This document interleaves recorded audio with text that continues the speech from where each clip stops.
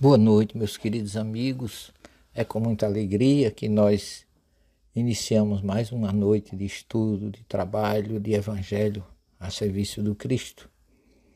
E hoje nós temos a felicidade de narrar para vocês como foi a nossa visita ao cemitério Père Lachaise em Paris. Um cemitério onde está enterrado o nosso mestre lyonnês Allan Kardec, cujo verdadeiro nome era Hippolyte Léon Denisard Rivail, e passamos uma manhã numa visita assim muito interessante. O cemitério fica localizado na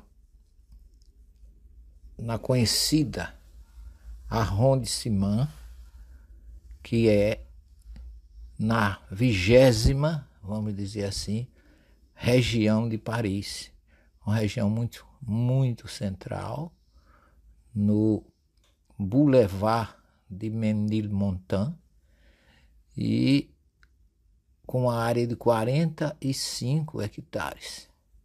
Ali se encontram figuras de destaque da França, grandes vultos, que a gente pode citar Oscar Wilde, Jim Morrison, Chopin, a conhecida cantora Edith Piaf e Gabriel Delane, que foi filho de um grande amigo de Allan Kardec. Diz que Kardec pegou nos braços. E nós saímos hoje do nosso hotel com uma expectativa muito boa dessa visita tão importante com um grupo de brasileiros espíritas dedicados ao espiritismo e tendo como Allan Kardec figura maior da codificação da nossa doutrina, uma expectativa espiritual. Algumas pessoas do grupo levaram flores para colocar na tumba dele. Estava muito frio, em torno de 4 graus a 5. Chovia assim de uma forma tipo garoa. Para quem mora em São Paulo, estava aquela garoazinha fina, mas muito frio. Nós chegamos ao túmulo de Kardec, muito bem agasalhados. Ali todos tiraram todo tipo de foto para registrar o momento tão importante da nossa visita. Depois de todos satisfeitos em suas necessidades, daquele contato, nós reunimos o grupo, tiramos também uma foto do grupo todo reunido e em seguida fizemos uma prece. Relembramos a importância desse homem que, fundando em Paris a doutrina espírita, codificando, ela não teve na França, especificamente em Paris, a receptividade que deveria ter tido. E assim, o espiritismo praticamente, em sua essência, em sua vivência, em seu estudo, transferiu-se para o Brasil, através daqueles vultos brasileiros que naquela época do século XIX estudavam aqui em Paris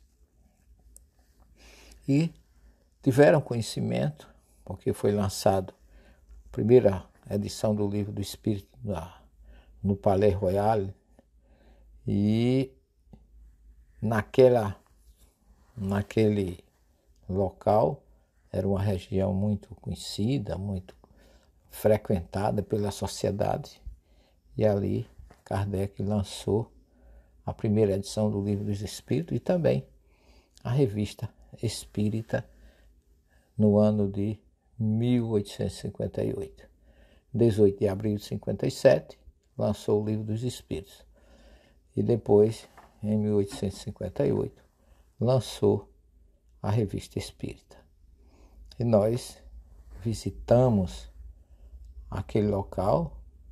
Depois que terminamos a visita do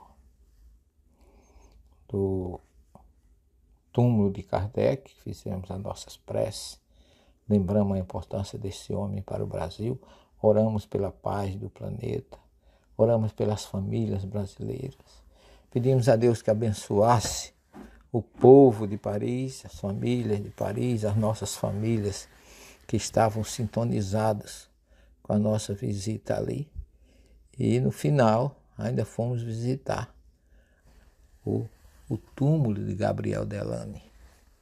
Ali também fizemos fotos. A nossa guia traduziu a placa que se encontra na face posterior, na parede do outro lado. Na frente tem uma fotografia com o nome de Gabriel Delany e a sua foto embaixo, mostrando a data do seu nascimento e do seu desencarne. Que ele nasceu em 1857 e desencarnou em 1926. Foi realmente uma manhã de muita sensibilidade para todos nós, de muita alegria de poder entrar em contato com essa realidade. Saindo dali, todos nós fomos almoçar e depois fomos levados para as diversas ruas de Paris para localizar exatamente as ruas principais aonde está narrado a história de Kardec. Lembramos ao grupo a cidade de Lyon, onde Kardec nasceu, no dia tendo como seus pais Jean-Baptiste Antoine Riveil e a senhora Jeanne Louise de Ramel. Ele pertencia a uma família católica e nasceu no dia 3 de outubro de 1804, em Lyon, na rua Sala, número 76. Hoje já estivemos lá, não nessa viagem, em outra. Mas a casa de número 76 não existe mais. Foi demolida ainda em meados do século XIX. Mas ali se encontra um busto no local onde foi a casa, que foi doado por um grupo de brasileiros em 2004, nos 200 anos de nascimento de Allan Kardec. A placa está escrita em francês, dizendo que ali nasceu Hippolyte Léon Denisard Riveil, o Allan Kardec, pedagogo, espiritualista e codificador do espiritismo. E essa placa continua como um registro do local do nascimento desse que foi o nosso grande mestre sintonizado com a mensagem do Cristo e codificador da nossa doutrina. Lembramos as principais ruas onde ele viveu. Ele estudou na Suíça, em Verdun, em 1828. Em 1822, concluído seu curso, ele veio em janeiro de 1823, já residindo na rua de La Harpe, 117, que de 1828 a 1832 morou na rua de Vaugirard, número 65, aqui em Paris. E fomos, na medida do possível, acompanhando os locais por onde ele passou. E, curiosamente, ele ainda morou na rua Christine, rua que ele fundou a sua primeira escola, a École de Premier Degré, uma escola de primeiro grau, na rua Christine. E em 1826 ele fundou o Instituto Riveil, um instituto técnico na rua de Sèvres 35, onde funcionou até 1834. Nesse mesmo local existiria depois o Liceu Polymathique, dirigido também por ele até 1850, quando foi cedido a Piloté, e a partir dessa data Riveil não mais exerceria atividade didática. Mas essa rua de Sèvres, no número 95, ou seja, 60 números depois, está a igreja hoje dedicada a São Vicente de Paulo. Você vê que as coisas vão se cruzando na história, onde a espiritualidade vai traçando a sua história. Em 1828, Kardec dá ao público o plano de melhoração da educação, um plano sugerido para as diretrizes da educação pública aqui em Paris. E aí aparece, a autoria dele, a primeira gramática francesa, classificada como um novo plano, em 1831. Era um homem realmente muito sério, muito intelectual, muito respeitado em Paris.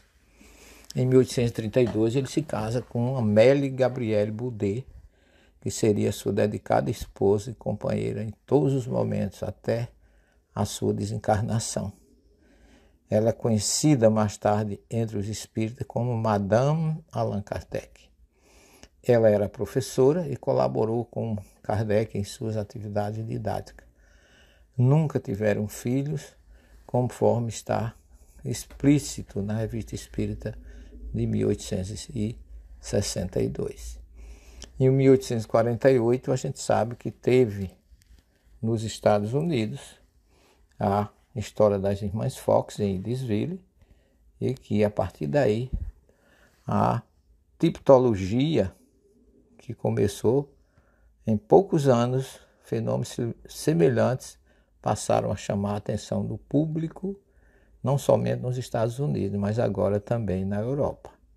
Foi a chamada fase conhecida por todos nós das mesas girantes. Kardec é informado disso por Fortier, que era um magnetizador e seu conhecido, falando desse fenômeno da mesa girantes, e que Kardec estranhou no início, mas não julgou impossível.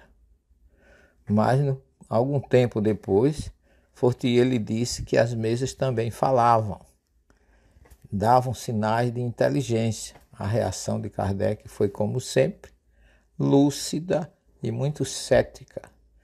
Eu dizendo para ele: só acreditarei quando vi e quando me provarem que uma mesa tem cérebro para pensar, nervos para sentir e que possa tornar-se sonâmbula. A gente vê que ele não admitia qualquer coisa. Mas em 1855, o senhor Carlotti faz um longo relato dos fenômenos. Embora Kardec conhecesse há 25 anos, ele expressou reserva devido ao seu temperamento lúcido e também a exaltação do amigo que era tão em oposição ao seu. Em 1855, em companhia de Fortier, na casa da senhora Roger, uma sonâmbula, Kardec conheceu o senhor Potier e a senhora Pleine-Maison. Este lhe fala dos fenômenos, mas com seriedade e frieza. E aí Kardec, a partir daí, passou a estudar e observar os fatos. E foi assim que, em maio de 1855, Potier Rivail assiste a algumas experiências na casa da senhora Pleine-Maison, a rua Grand Batelier 18. Kardec se impressiona com os fenômenos, que se verificam em condições que não deixavam lugar para qualquer dúvida, e ali ele começa a história do Espiritismo, porque ele assumiu a partir daí a responsabilidade de estudar esses fenômenos na cidade de Paris. Nós amanhã encerraremos a nossa visita e falaremos mais especificamente das ruas que vimos e a sua conclusão desse nosso estudo aqui na cidade de Paris. Que Jesus possa nos abençoar, nos assistir e que esse grande mestre codificador da doutrina espírita sirva sempre de exemplo de seriedade, perseverança e lucidez que possamos imitar em nossas atitudes. Que Jesus nos abençoe. Tenham todos uma boa noite e até amanhã, se Deus assim nos permitir. Muita paz a todos.